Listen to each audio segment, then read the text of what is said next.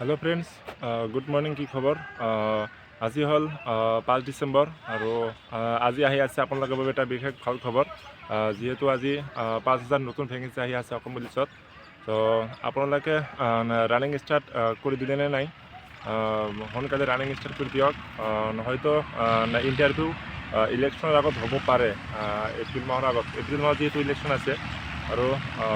তাৰ আগত হয়তো ইণ্টাৰভিউ হ'ব পাৰে এপ্লাই হয়তো 10 তাৰিখৰ পৰা এপ্লাই ষ্টাৰ্ট হ'ব পাৰে কিন্তু আজি এপ্লাই ষ্টাৰ্ট নহ'ব আজি অকল এডভাৰটাইজে আহিব এডভাৰটাইজ আহিলে গম পাম কি পোষ্ট আহিব কি পোষ্ট থাকিব আৰু কিমানখনকৈ থাকিব তো এডভাৰটাইজ আহিলে আমি আপোনালোকক জনাম কি পোষ্ট আহে এতিয়া কথা হ'ল যোৱাবাৰ আপোনালোকৰ যিটো ভুল হৈছিল এইবাৰ যাতে নহয় সেই ভুলবিলাক শুধৰাই ল'ব লাগিব নিজকে আৰু সেইমতে প্ৰেক্টিছ কৰি থাকিব লাগিব কাৰণ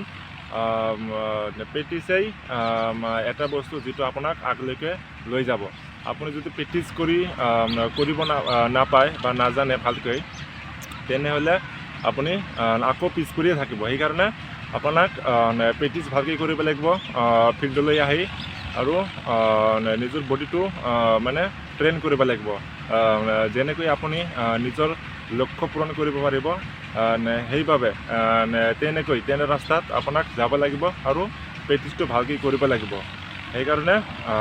প্ৰেক্টিছ ভালকৈ কৰি থাকক আৰু এইবাৰ এটা পোষ্ট ল'ব লাগিব সেইমতে সেইবাবে মাইণ্ডছেটটো ছেট কৰি ল'ব আৰু প্ৰেক্টিছ ষ্টাৰ্ট কৰি দিব সেইমতে এডভাৰটাইজ হয়তো আজি দিনৰ 10টামান বজাত আহিব পাৰে এডভাৰটাইজ আহিলে আপোনালোকক জনাম কি ভেকেন্সি আহে কি পোষ্ট আহে আৰু কিমানখনকৈ পোষ্ট আহে কোনখন কি ডিপাৰ্টমেণ্টত আহে চ'